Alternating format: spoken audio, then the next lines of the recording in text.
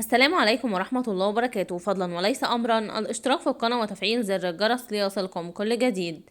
ريم البارودي تبكي على الهواء وتتحدث عن زيجتها ورحيل والدها. دعونا نتعرف على التفاصيل. ردت الفنانة ريم البارودي على سؤال الإعلامي عمرو الليثي الخاص بجوازتك الأولى أحلى ولا التانية، وترد التانية طبعا.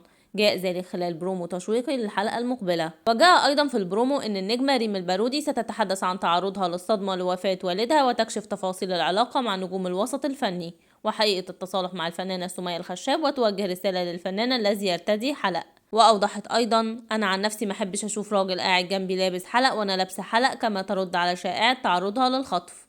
وكشفت أيضا أنها تحب الجلوس في المقابر، ودخلت في حالة بكاء شديدة، وذلك بسبب الحديث عن رحيل والدها، مؤكدة أنها كانت متعلقة به جدا. وتحل ريم ضيفة في برنامج واحد من الناس للإعلامي عمرو الليثي، وتفتح ريم البارودي قلبها وتكشف كواليس وأسرار تذاع لأول مرة عن مسيرتها الفنية. إلى هنا ينتهي الخبر. شكرا لحسن استماعكم ودعمكم المتواصل، والسلام عليكم ورحمة الله وبركاته.